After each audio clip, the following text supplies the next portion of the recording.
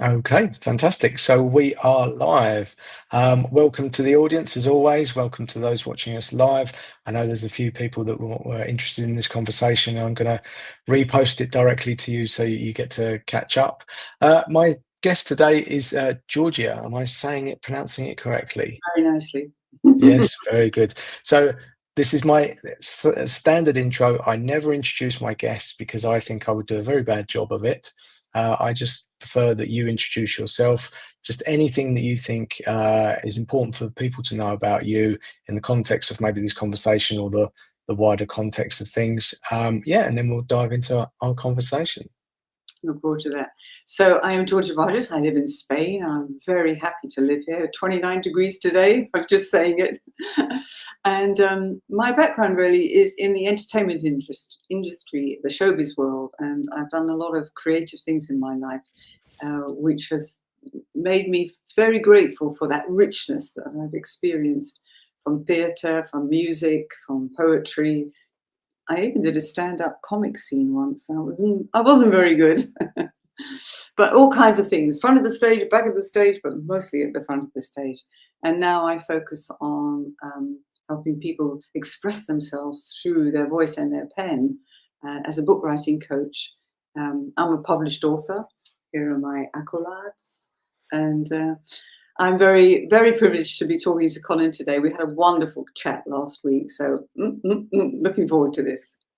Fantastic, fantastic. So it's actually very. I'm very grateful for LinkedIn because LinkedIn brings me so many amazing people in so many different sort of facets and things that I'd never even considered. So one of the things I always say is that when I worked in the corporate world, I would speak to the same sort of people.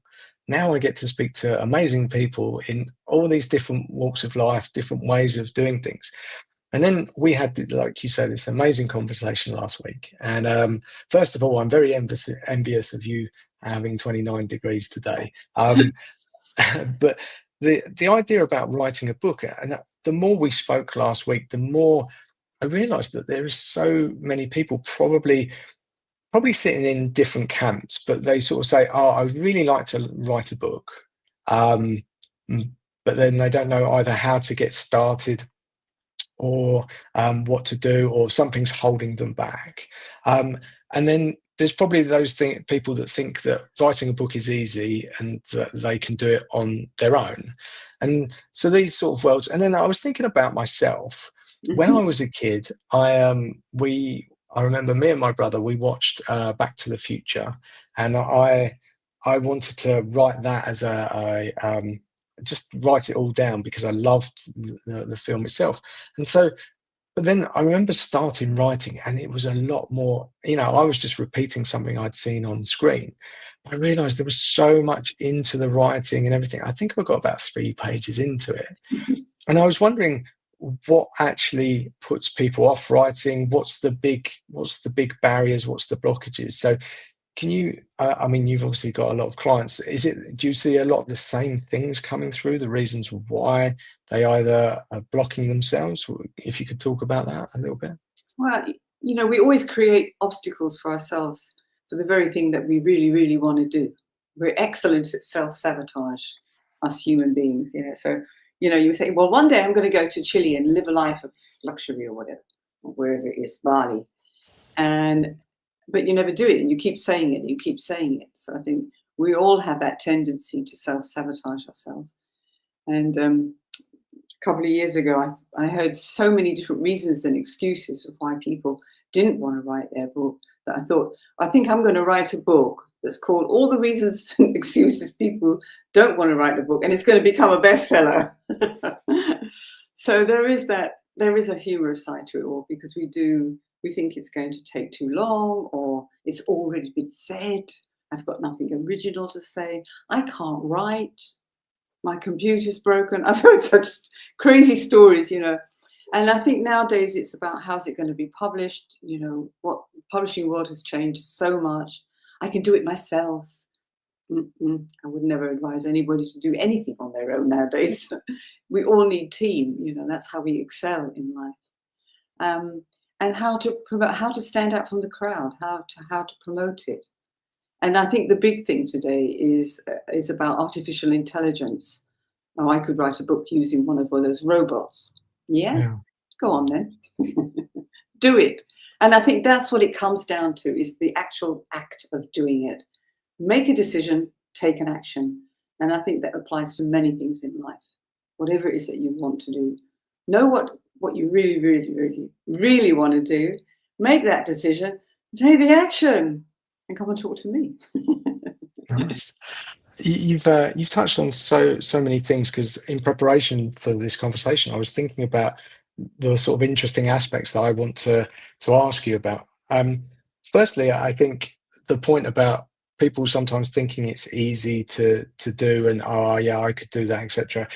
And certainly, I mean, when I was trying to start my business, and it was slightly different than what I'm doing now, I was advised to write a book, and then you go, oh, okay, I'll write a book, and it's a way to connect with clients and bring people in. And actually, it really wasn't a book. It was about 6 pages, like a PDF of just sort of information. And I was like, oh, that's not a book. But even the way that you market it, it looks thick. You know, you put a picture of a book that's thick, and then I started thinking about the whole AI part of it, and I was like, because I've come across adverts where people say, yeah, you can just create a book with AI very quickly.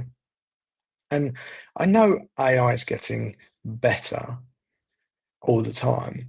But I was like, is that ever going to replace like how we write or how we formulate things, and especially with books? Because bear with me, this is my thought process at the moment. Because when I think about people consuming books, you know, we seem to want, you know, all the highlights just really quickly. But then when I think about people that love books, love reading, they want to engage, they want to go on a journey, they want, you know, even if that's a business book, you know, it's not just hard, raw facts, they want a story interwoven with some of those facts. Then I think about, you know, whenever anyone's passionately talked about a book, they want to be there immersed in that world. And you know, I don't see, and you know, you can correct me if I'm wrong, but how AI can replace that thing. I'm sure it does a great job, but how someone, if you take like Stephen King or someone like that, who is just constantly creating and has this vivid way of thinking about things, and really captures, you know, his audience. How are you ever going to get AI to do it that way? So, yeah, what's your thoughts? Well, you know, the artificial intelligence gadgets don't have emotions. And when we read, we want to be emotionally disturbed, stirred, excited. You know, we want reaction. We want to flow. We want to be frightened. We want to be we want to laugh. We want to cry. We want, you know, I mean, one of the interesting things that's happening nowadays is this fusion of genres. People are mixing up. I talked to a woman this morning. She's doing a sci-fi fantasy horror book. Okay. I said, have you got any sex in it at all? And she goes, oh, I could do that. So, you know, we're mixing genres all the time because we're not linear. We're not one thing at a time, you know, and we want to travel in when we read a book. We want to be aroused and stirred. We want to feel something. And I don't think those robots can do it.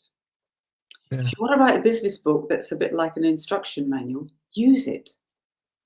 If you want to say, look, this is how you do my way of doing business, A, B, C, D, use the robot.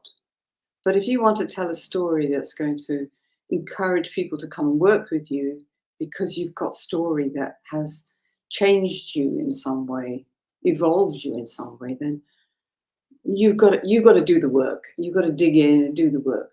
And Yeah. basically, most of these gadgets are shortcuts. And shortcuts lead to a lot of roundabouts and things like that. So Yeah. And why do you think people are using AI? Is it to save them time, or they don't think that save they're their good enough brains. to write? Sorry. Save their brains. I think it's a Yeah. kind of laziness too, or they're just so caught up in, you know, what everybody's doing. I've got to do it too. oh, this is really good.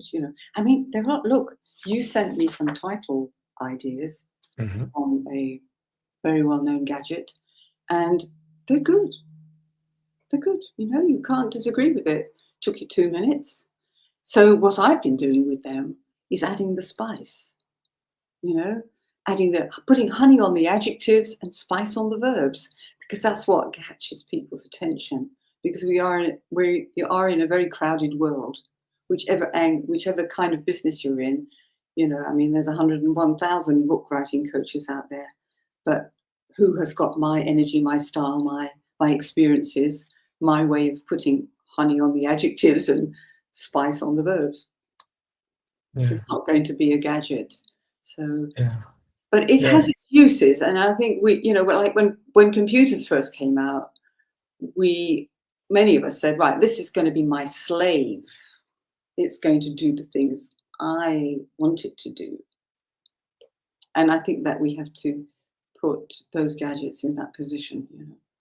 yeah. I So I mean, even in my tiny world, I always say that that technology should work for me, not the other way around. And it's very easy to slip into that side of things. Yeah.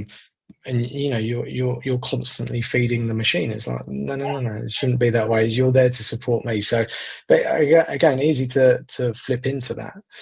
Um, and as you were saying about putting all the spice and the honey on, and I uh, I was thinking of what you said earlier about a lot of people sort of say, "Oh, well, I'm not very interesting," or how can I Mhm. write a book about me? And I doing these lives, I realised I've always known it, but people are so fascinating to me. There's so much into it, and the way that we look at ourselves is not the way that other people look at us. And sometimes we need someone around us to sort of say, no, no, no, you're interesting, just to start that fire, just to light it and sort of say, Yeah. okay, Mm. no, you are. This is very interesting. But and I've said this before, we often live in a world where everything's negative. We criticize or we judge, etc.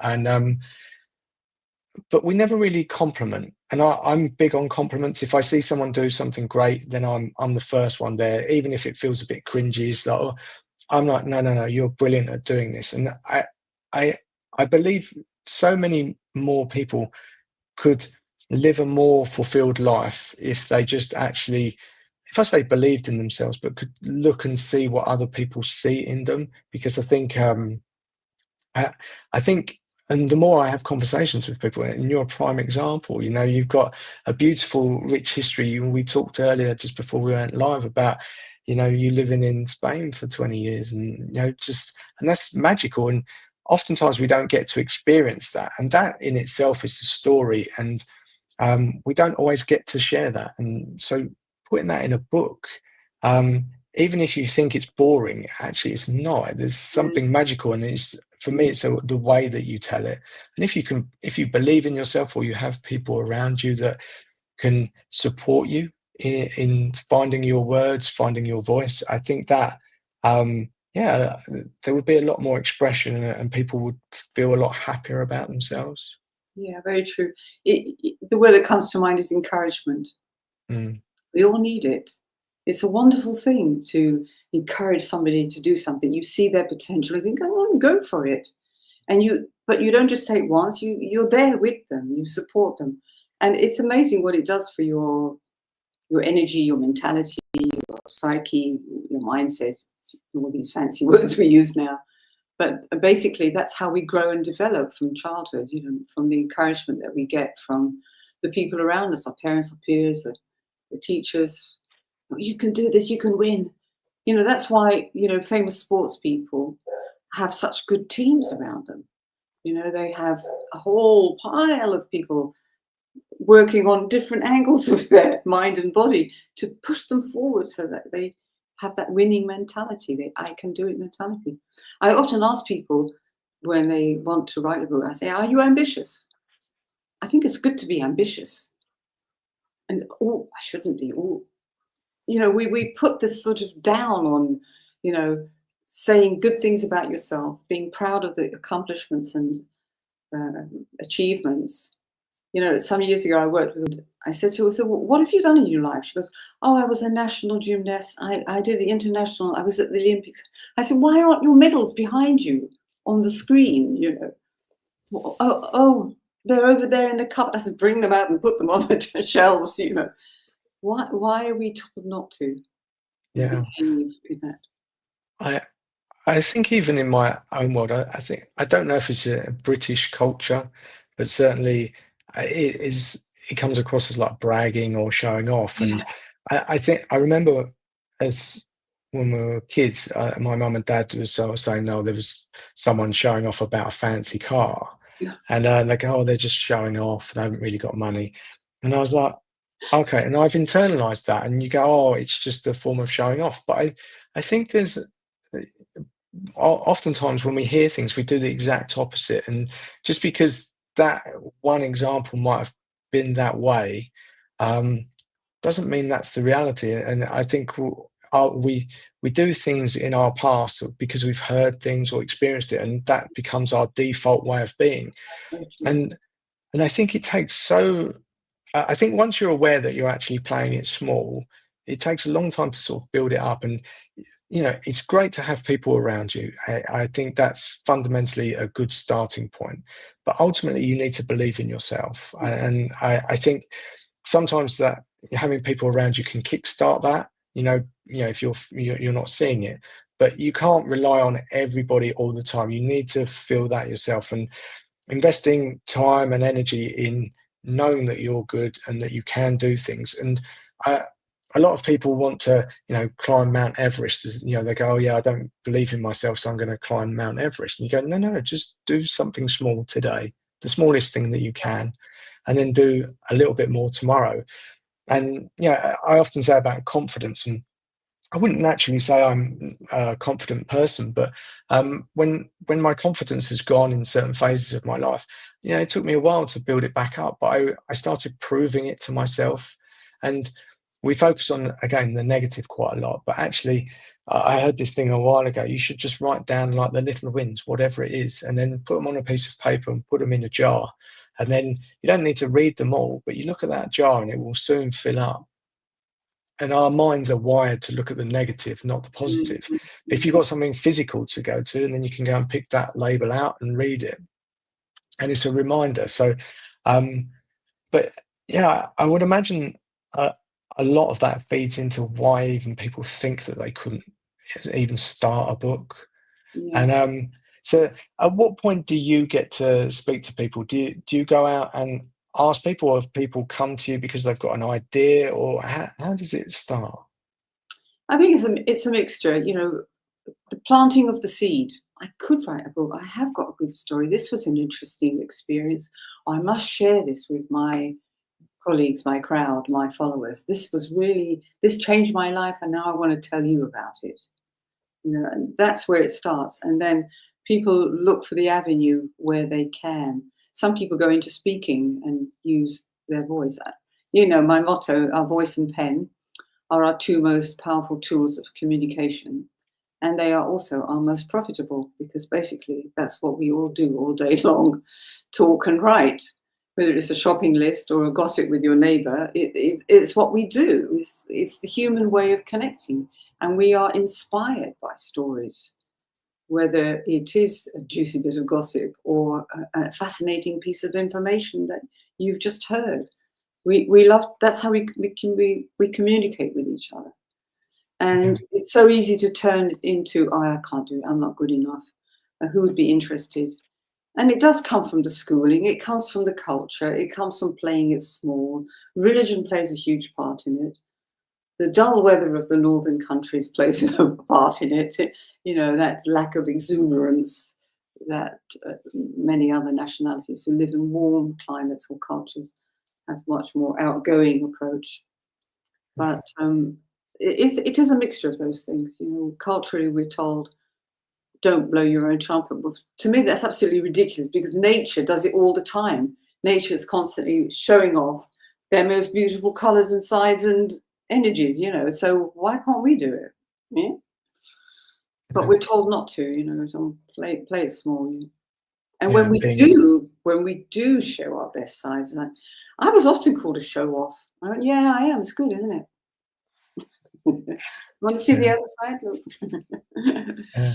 I think it's always really refreshing to me that when people like you embrace who they are, and and again, we always go to this extreme, like you say, showing off, but why not? You're clearly an entertaining person and very engaging, and I think we should have more of that. We shouldn't just be shrinking violets. And yeah, it's I think when we do that, we leave a lot of life on the table. We haven't really played our best cards, and I think yeah, I think about writing books, and there's always a story in it. There's always something good at telling, explaining. And I think about my brother again. He was always a very good storyteller, but in words. He can hold. If we're having a family dinner, he could hold that story. And it's like, oh, he's really good at it. I've never seen him write it. So, would you say those two translate differently? Someone who's a good storyteller, maybe being good on stage, isn't potentially good at writing, or is there any correlation? You don't see any? I think that's a mindset thing. If you're a good speaker, you're eventually going to be told write a book. If you do a TEDx, people are going to say to you, "Well, the next thing now, that was so good, write a book," or vice versa. I mean, we have, and I think that all writing skills are transferable skills. People writing posts and comments and articles and newsletters, you can always transfer these into a play, a dialogue, or poetry. I wrote poetry. I never thought I'd write poetry in my life. Rebellious stuff it was, mind you. I can imagine. There wasn't any daffodils in my poems.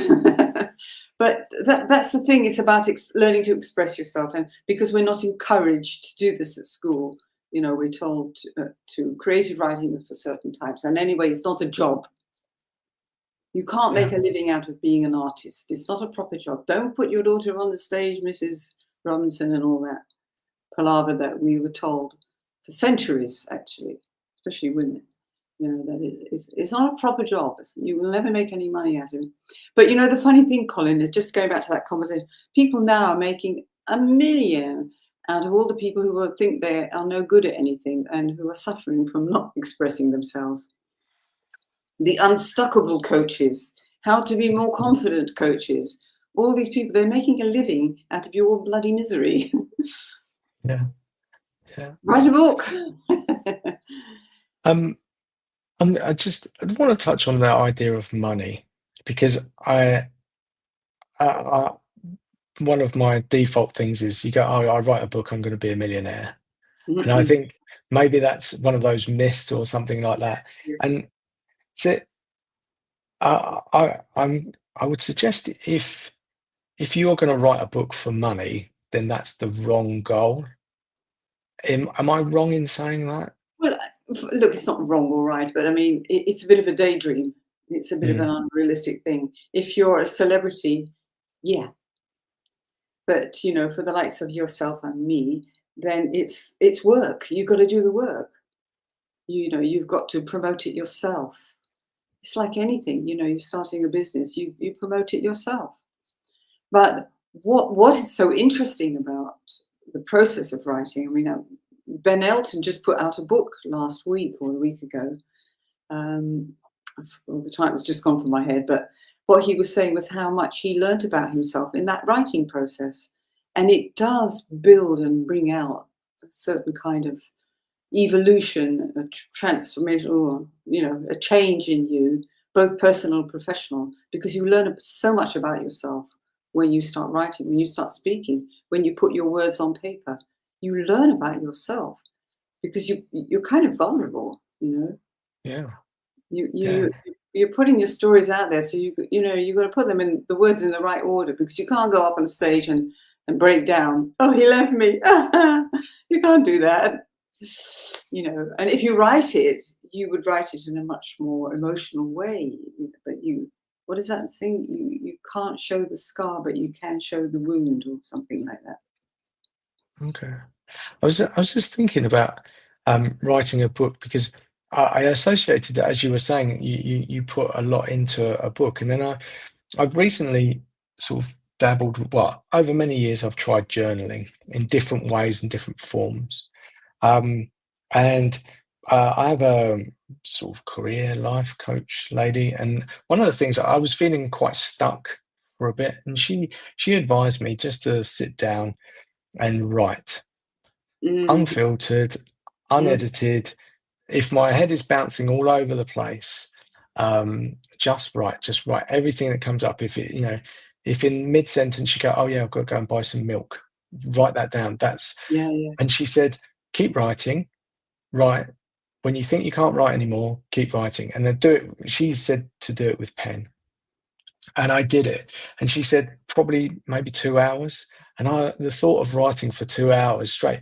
Do you know what? I did it, and at some point, I was like, "Oh, this feels amazing." And I was Mm, like, "There's so much in our heads, and there's so many ways that we think about things that pop up." And I don't think our minds are supposed to be controlled. I think we can try and understand them, but I think to try and control it, it actually isn't very healthy because there's when you try and control it, you also stop some of that creativity and a whole load of other things going on. And I think, sometimes I go, well, why did that thought come up? What's that about? And you just go, well, just let it be. It doesn't matter. It doesn't mean anything. It can just be random. It's the same as dreams sometimes. Sometimes we think every dream has to mean something. No, it can just be a series of things that have happened to you and your brain's trying to process it in a weird way or something like that.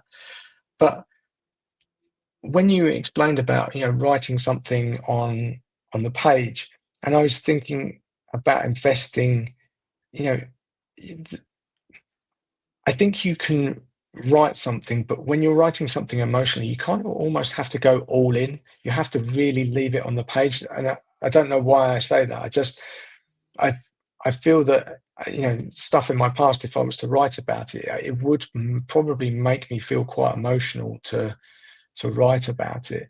Emotional in a good way, in a bad way. And I think sometimes we don't do that because we don't want to revisit things in our past that maybe were quite traumatic.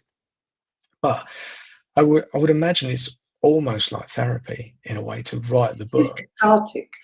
Yeah. It's healing. It's cathartic. It doesn't mean you have to show it to the world or sell it to the world, but Mm. just let it out. And you can just tear it up and burn it and throw it away afterwards, and you feel like, ha. We don't do that enough. We go to other people and tell our stories for 10 years. The shrinks. You haven't got a shrink? What's the matter with you? Oh, I write. So then how does that translate? So let's say I've got an idea in mind. So the type of people that come to you, are they business books or are they novels? Or they can be both? Both, yeah. Okay, I've got 3 fiction writers at the moment. okay. They come from because, I just say this to you, is that what's happened in the last few years with all the strange things that are going on in the world is a lot of people are turning their non-fiction to fiction because they have to prove it, they have to research it, they have to source it, and they're going to end up with, that's not true, that's misinformation, that's false, that's fake. But turn it into fiction. It's the same thing. There are a lot of well-known authors that do that. That Turkish woman, Elif Shafak, I always mention her. She wanted to write about the state of women or the conditions for women in Turkey and how difficult it was, secular society, religious society, all that kind of thing. She just started writing fiction. She got all her points out. Anybody argue with her? Nah, it's fiction. Leave me alone. That's So amazing. it is a wonderful way. It's a different way of approaching the writing. And there is a tendency for the author to want to go back into the I. But there are ways around it, and there's always a way around it. There's always a way around it. But you need to find that heart and core. What is it that you really want to say? What's the purpose of it? Who's going to read it? But on a bigger picture level, not You've got to think big, you know. So you So want to write about your life. Sorry, Colin, you know, if somebody wants to write about their life story because they went through a lot, you know, and now they understand life in a different way, and they know it would help others. They know that people would identify with it. yeah, That's the thing. They know that other, you know, like we need more books by men who've been through X, Y, Z. Write that book, you know, because you know that there's a lot of stories at the moment about young dads and how they need more support to be young dads. You know, let's not discourage them. Let's not say, "Oh, it was stupid. It was a mistake." No, talk about it. Write a book about your experience. People will um, benefit from those stories. yeah. It's my mind's going in all different directions because I think it's because one of the things. So I write daily content for LinkedIn, and I actually go against everything that people have said. They like to say pick a niche, write about 3 topics associated with that niche. I can't do it. My brain is just filled up. So after this conversation, there is definitely going to be content about publishing or my thoughts or just start or something along those lines. And I don't want to niche down. I don't want to just write one thing. And I've heard it many times. People say, just write for one person. That's the person who you're writing for. And I understand the principle of it because you say, okay, that's the person you're going to resonate with. And it's the same thing as people said, like, pick your client, your ideal client. And it seems to work from the outside in whatever industry people, and they go, yeah, everything moved when I picked my ideal client. I've tried that so many times, and I go, no, like I, I'm just a generalist. I like many things, many topics. I don't go deep into one specific thing. There might be certain things I like a little bit more, but I like talking generally about all these things. And sometimes in business, that can feel like a punishment because you're not doing it the way that everyone else is telling you to do Yeah, it. yeah. So when it comes to writing a book, who are you writing it for? Are you writing it for a person? Are you writing for yourself? What do you advise people to do? Well, you know, obviously it depends on the topic. So if you're writing a business book and it's specifically about, I don't know, leaders and how leaders or CEOs or people in the upper echelon, you know, you do think of people that you've known. You can't help but not think of those people around you who have influenced you. But you know, you don't want to pin yourself down to one reader Mm, because you want, you know, when I wrote one of my books, put it this way, right? They said, "Oh, is it a book for women?" Because very often when women write books, they say, "Oh, is it for women?" No, men can read too. Men have got brains, you know. So why should you limit yourself? There's something there for everybody, but you know, you have to play with that a little bit. You have to juggle that.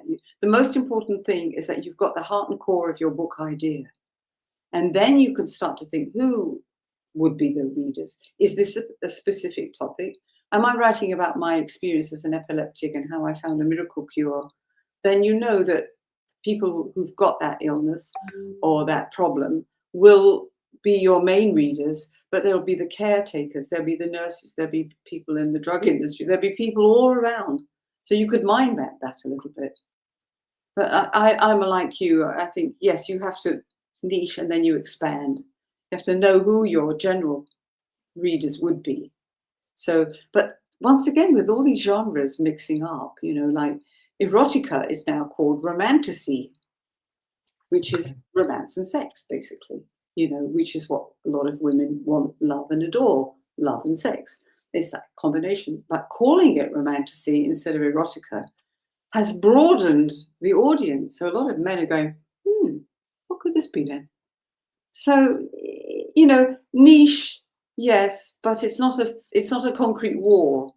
It's a kind of fence Yeah. with lots of doors. That's a lovely way to think of that. I'll use that analogy definitely. Because uh, my girlfriend, she has friends, and she says they're very much into love and romance, and but she said that she explained, some of the books. She's not a fan of the Grey's 50 Shades of Grey. She said, from a literature perspective, that was really quite bad. And I've never read them, never watched the movies. But um, she said so many ladies would love to read something written by a man from a man's perspective.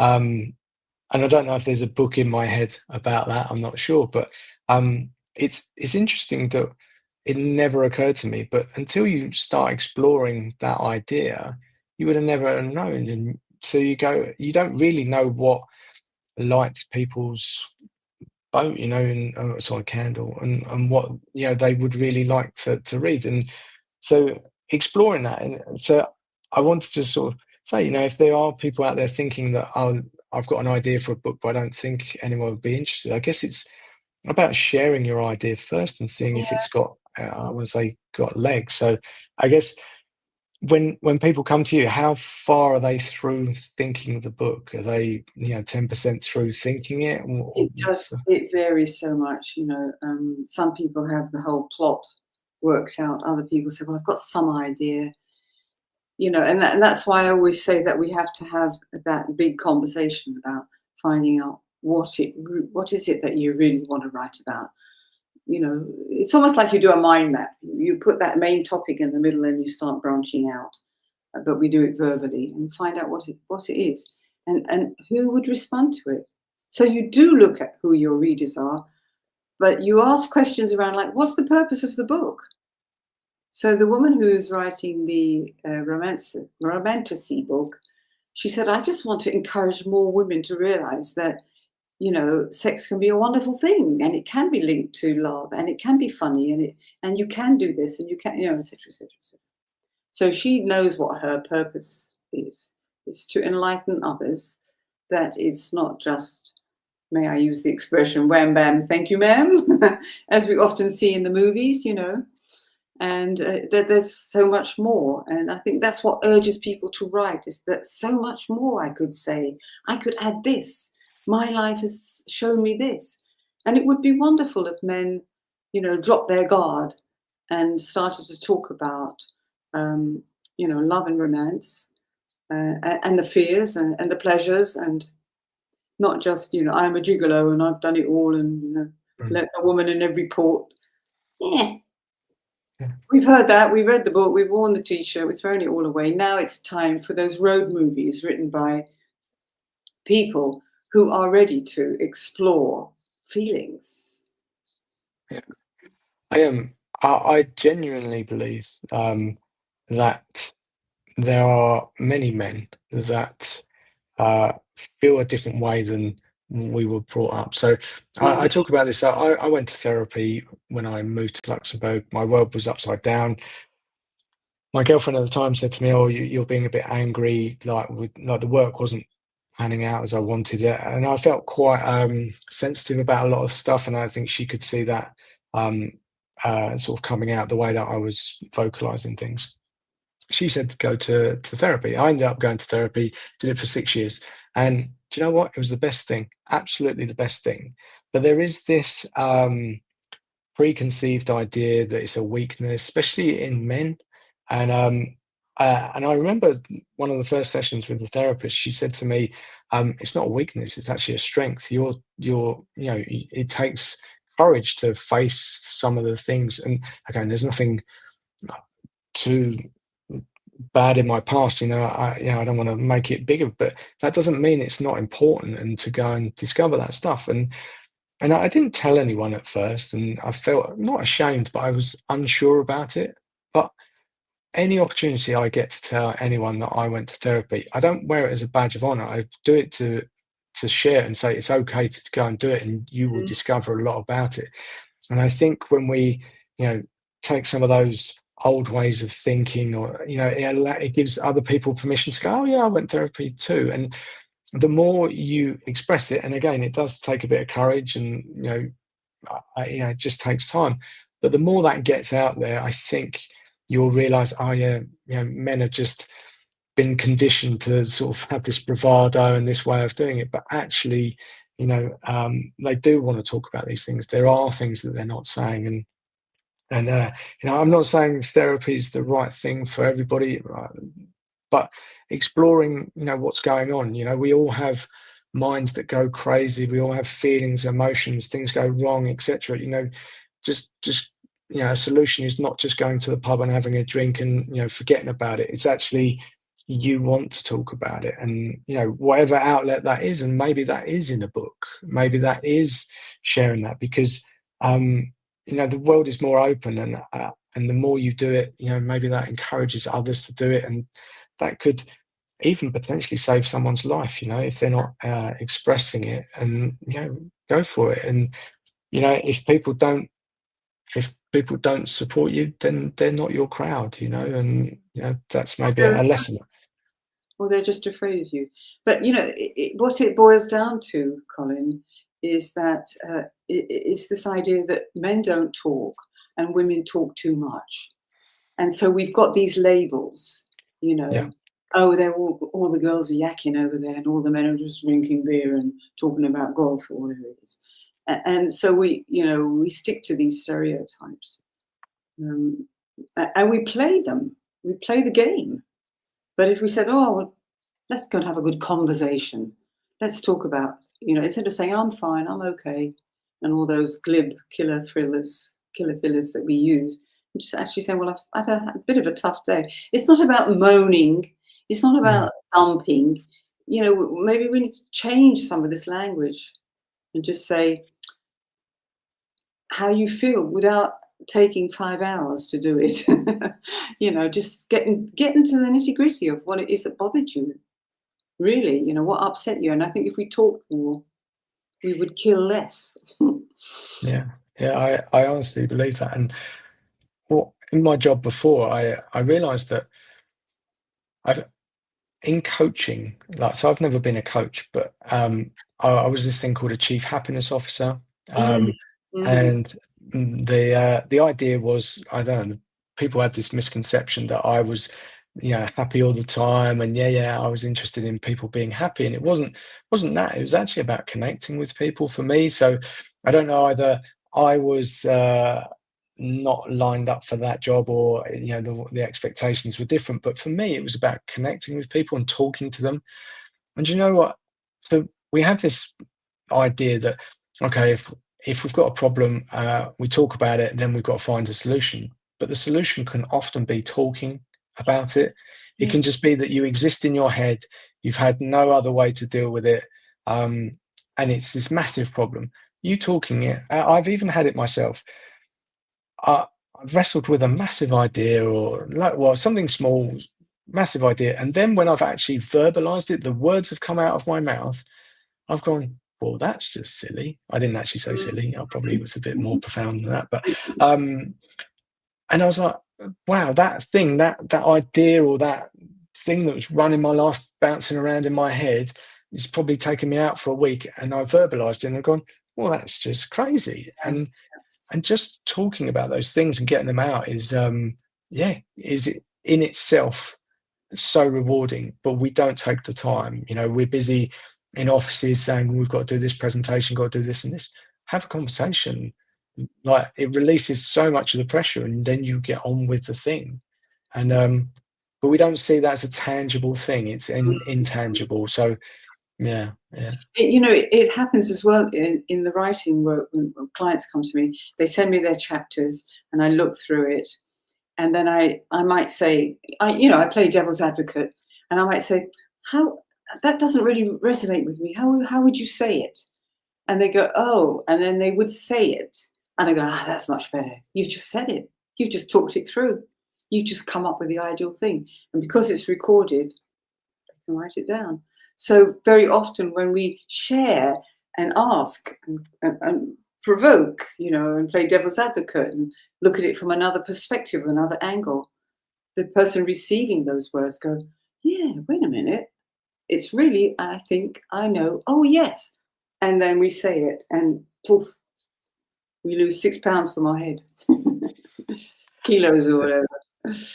I The word authentic comes up in my mind, because when I think about books, I don't really read that many books. I have this weird obsession about success stories in business. I don't know why I've done that. It's some sort of I don't know, something that I would read. But when I think about all the English lessons in school, and everything had to be grammatically correct, and I I don't know how that sits with me, because I think when you so I'm reading J.K. Rowling's book, the one she does under Robert Galbraith, Mm. um, and she's describing these characters and the way that they're talking, and the way that she's writing it. There's, someone that wasn't very well educated, and they're saying "da" or rather than "the" and stuff like that. And I was like, oh, and I really got into it. And I was like, it took me a little while to switch, but I was wondering if we were taught to write correctly in school and everything like that. So, and that can be very punishing in itself, especially if you don't think that way and you're trying to then almost translate it or force yourself into a way of um, writing in a style that isn't authentic. Mm. What is there a sweet spot in between? Like, I'm thinking about the editing process, etc. Because of how you were saying, would you actually say it that way? How does that land in Yeah, books? I mean, in colloquial language, we use more killer fillers, ums and ahs and all this kind of thing. We also tend to go more for the slang. We add intonation and accents. We curse. We do more. We're more relaxed in a way. Not always, but generally speaking. In the written word, we use punctuation. So I read a book recently that had no punctuation in it at all, and it was quite difficult to read at times. But you adjust or you put it down, right? So some people think that they haven't got the ability to write because they left school at 10, 12, whatever it was, and they can't, but we've got we've got thesauruses, we've got dictionaries, we've got all kinds of gadgets to help us. But in the end, it doesn't really matter because it's your expression. The editor will sort out the grammatical things. I mean, sometimes I get word orders wrong. I've got two other languages going on in my head besides English, and sometimes I get the word order wrong, and I think, oh, that's a good way of putting it, or else, oh, that doesn't make sense. We need to be more free about it, I suppose. That's really what I'm saying. And if you think about the way Caribbean people write, and they often write in patois or slang or whatever you want to call it. And you have to really think when you read, what's this? But when you hear it, you know it.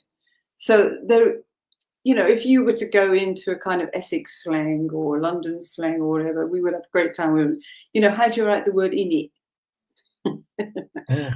Yeah, I think you need to lighten up about it, have a little bit more fun with yeah, language. We need to, after all, we've got 26 letters in the alphabet. We throw them up in the air and let them all fall. They're all going to come down in a different way for each one of us. And I think that's authenticity. yes. I love this, because something that I'm very passionate about, and not in yeah, it applies into writing a book, but it's about having fun with everything that we do in our lives. And when I say fun, sometimes people conceptualize that as in it's unprofessional. I was having a conversation yesterday, and I find that actually having fun makes us more professional, because we have this facade, especially from the corporate world. Everything has to be 100% solid. And I've worked in banks before, and I can tell you, you're two clicks away from you know things going disastrously wrong. But we have this outside facade that everything is absolutely pristine and working 100%. And I understand that there's reasons for that, but we when we go into an office and we work this way, we miss the fun element. And I Yeah. know there's young startups that think having a ping pong table is fun, and it's not that. Fun can be many things. And but I believe, for me, it's around creativity, having fun, having play, exploring. And that doesn't mean that you're not professional or you're not delivering. It actually means you're exploring. And by Mhm. doing that and enjoying it, you're going to do more of it, rather than just being tied to one thing and being told to do it. And that writing a book with idea of fun rather than it being torturous. Yeah, come on, you're writing a book. How many words is the average book? I think you said 40,000 or 40, something. 50,000. Fiction tends to be a lot more, but yeah. But yeah, you've got to make that fun, right? It can't be punishment, can it? Like, well, there might be some people that that's the way of getting things done, but enjoy the process. Enjoy the process, definitely. You know, use it cathartically. I mean, if you think about, I'm just trying to think, what's her name? Georgia Varjas, you or me or you. I can't remember the time. You before me or me before you, and it was very sad, but there was humour in it too. And I think that's our lives. And I think we do need to lighten up. We do need to see the funny side of things. Laugh at your mistakes. I turn up all my mistakes into hilarious stories because, after all, that's what it is. And the British can be very good at that detrimental humour.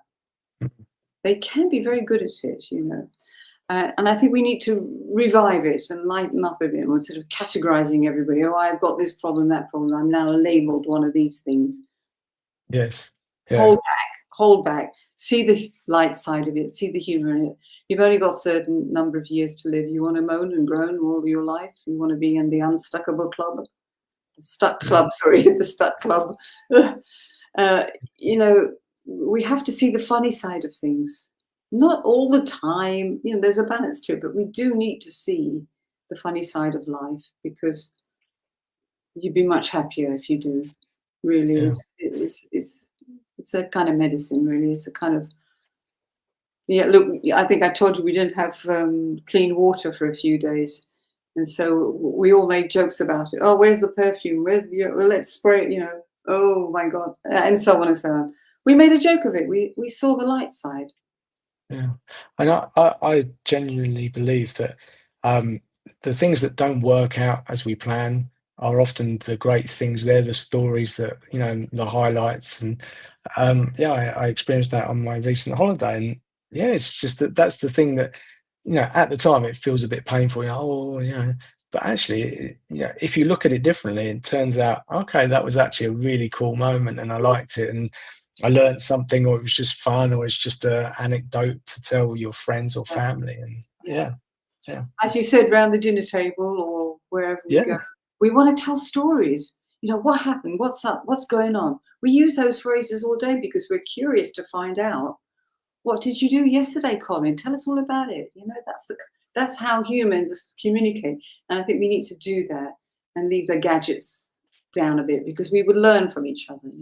Relax a little, find that light yes, side. That yeah. what was the title of your job? The happy coach consultant. So the chief happiness officer. I love that. Yeah. So yeah. Brilliant. I bet you were good at that. I thought I was, but yeah, I was let go. So yeah, I'm not sure. Um, in terms of the how long it takes to write a book, so I listen to various podcasts where people have written books, and they have, sometimes it seems like a very long, drawn out process. I've also heard people say, "Oh, it just came to me, and I just kept writing it, and it was." A couple of weeks in a log cabin somewhere, and I've just bashed out a book. What's the average time you would say a book takes? Well, fiction usually takes longer because you've got Okay. plots and plans and characters. And a non-fiction book, you can structure it more methodically. These are my topics. This is what I want to explore. I've got 10 to 15 chapters. Bing, bang, boom. So you can do it in a shorter space of time. That I've got one of these stories where my publisher said to me, I presented something and they said, no, dump that, do something else. And they said to me, oh, you could do it in 12 weeks. You could easily do it in 12 weeks. And I was like this, okay. And I did it in 11 and a half weeks, just to prove a point. Jeez. It just depends, what is that topic? How much research do you have to do? Have you got it all up here? Is it a non-fiction book that you could structure easily? Is it a fiction? Is it a big epic story that goes back, a period drama or something like that? Then you're going to need more time. Have you got that plot? Have you got that? I've started working with somebody and she knows the whole story. I said, oh, you're my ideal client. You can do this in 12 weeks. But then you got to do the work. You got to do the writing. So what is your pace? Can you write? I put into Google, how long does it take to write 1,000 words? And they go 20 minutes or whatever crazy number they come up with. So if you multiply that, you could write 5 days a week, 20 minutes, call it half an hour. You could write 40,000 words. If you're a Wow. robot. Yeah, but I think so something I've always struggled with is editing. So I came in from the corporate world, and I would write a document and I would write stuff I just sort of brain dump. But the editing part was absolutely killer because I think this perfectionist side creeps in, this, okay, that could be better, could be better. And then oftentimes there's like a deadline. And then I, Mm.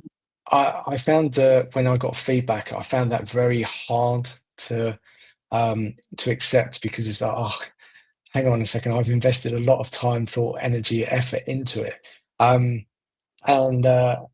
how is the editing process? Is that a bigger part of it? How do you advise? Do people do the whole story, then you edit, or you do one chapter at a time? Is there one way or many ways of doing something like that?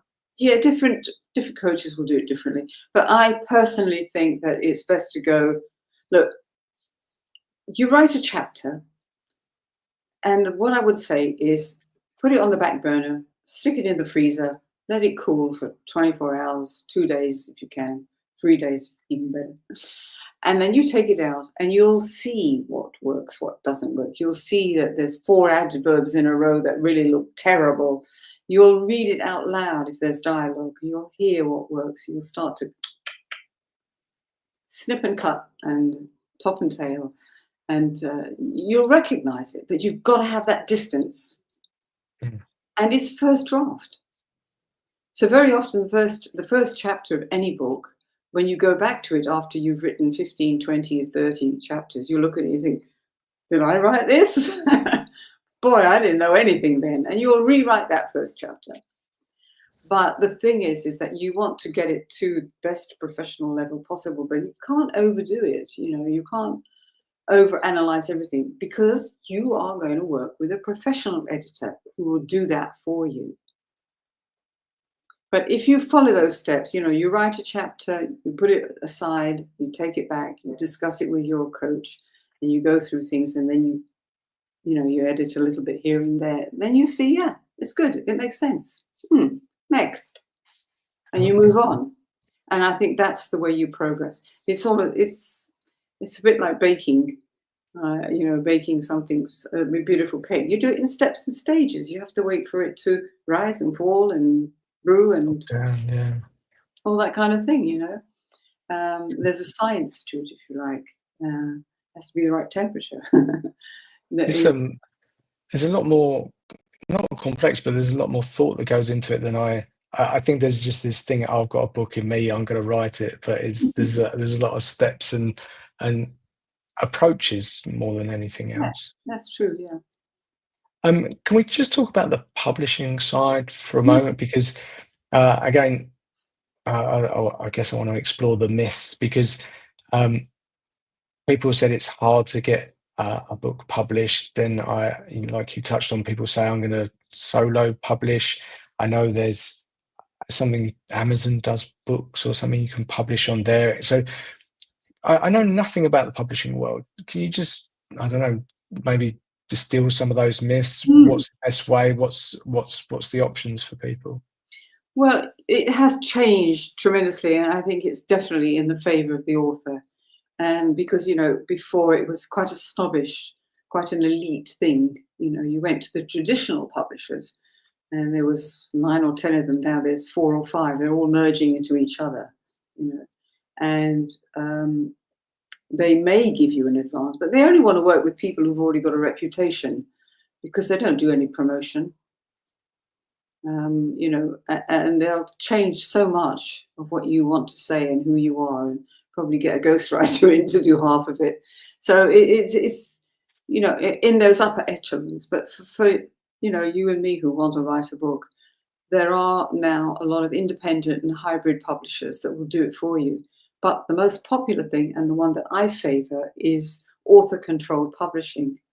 And the great thing about that is that in the last couple of years, the prices have dropped completely. You know, you would pay between 5 and 10 grand, any currency you like, to get your book edited professionally, designed, graphic designed, all the production work, proofreading, fonts and the whole thing, the production of the book, and make it available on all the different online stores and Nielsen's and Gardner's and all the distributors.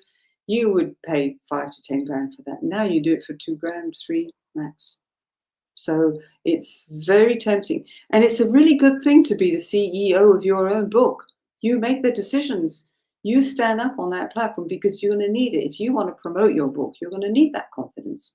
You're going to need that decision-making quality. You know, I'm already standing better, aren't I?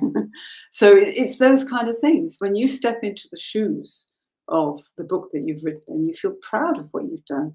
Yeah, I did the sweat. I wrote the book. I learned this and I learned that about myself and the business I'm writing or the stories that I'm writing. And through the editing process, I learned even more. And now look what I've got. This is my book. I'm holding it in my hands. So, you know, we have to recognize that doing it yourself is just the most wonderful thing. Like, we're solo entrepreneurs. Isn't it wonderful? It's the Yeah. same thing for the book. Step into that.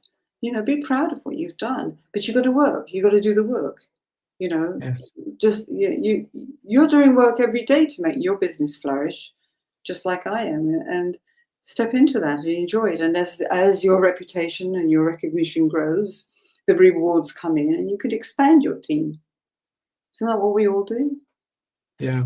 I think something that I've struggled with is again, I come from the corporate world, so I'm very used to people telling me what to do and me being very subservient to that. And I just assumed that's how it worked. And then I'd say over the last sort of 6, 7 years, I've come to realize that actually I want to do things my way. Mm. And that may not fit with a lot of people's ideas, but the more I've been subject to other people's ways of doing things for me, I realize it's not about me, it's about what they want for themselves, but I can help them do it. Whereas now I've turned it the other way and I'm doing it my way and I'm testing out.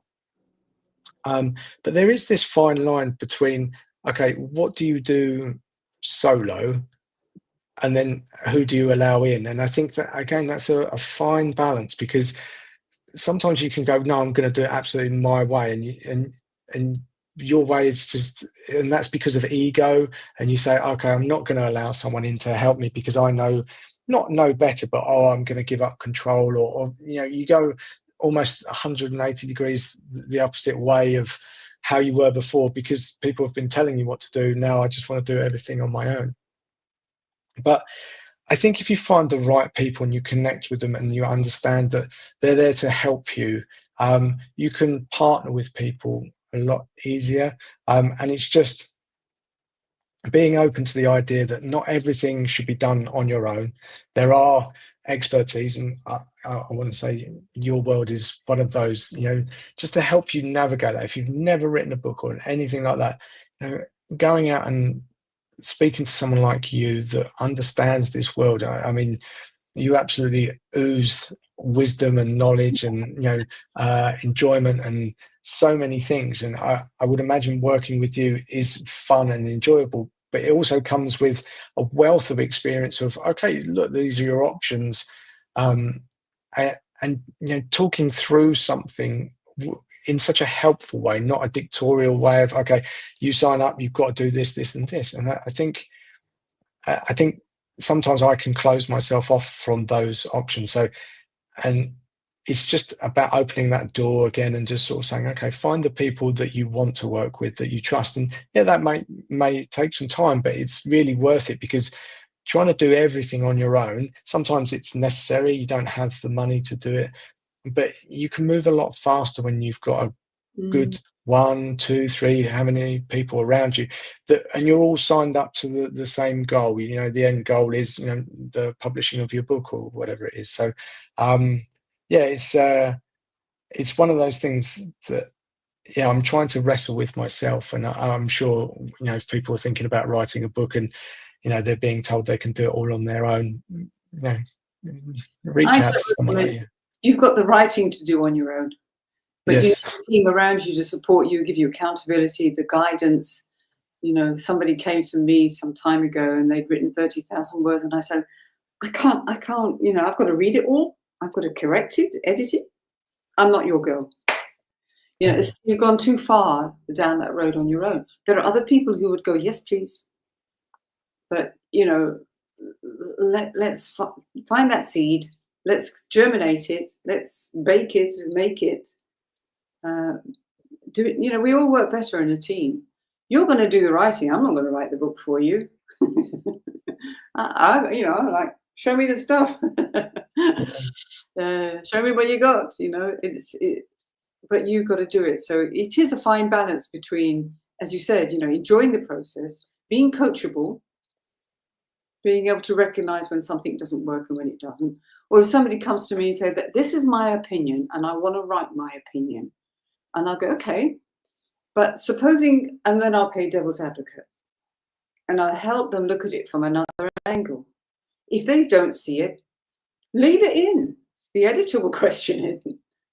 You know, there's always somebody, you know, and then you'll think again when you've finished writing the book, you think, well, is that really important? Is that really going to bring in readers? Am I just putting it into, you know, show off that I've done this and that's my, is it relevant?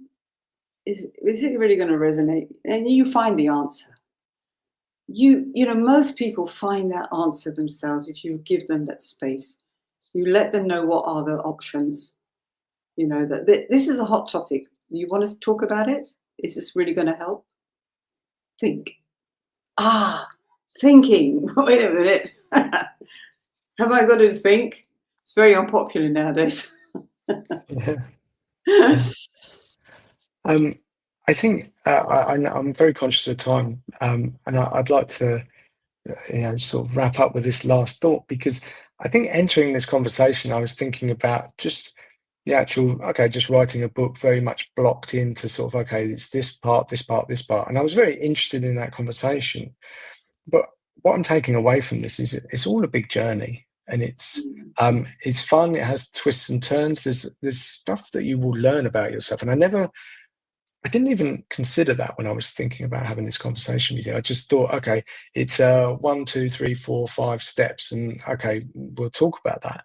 And but I realised actually it's, again, maybe therapy, maybe a journey, understanding yourself, working out who you are, what you like, how things are. What an incredible way to discover a lot about you and the world. And again, if you can mix in that play and fun, even if a book takes you a year or 2 years, that's still amazing, right? And at the end of it, you've got something internal, but then at the end of it, you've also got something physical, like your books Yeah, behind you. And yeah. that's like a double win for me. It is And intangible results, intangible results, personal yeah, and professional. You know, and you know, really, those are your selling points. You yeah, know, because when you go on stage to talk about it, you're going to feel that experience. My God, I've done it. You know what I've been through, and that does give you confidence. The confidence to say it, and the courage to get up and do it. yeah. Mm.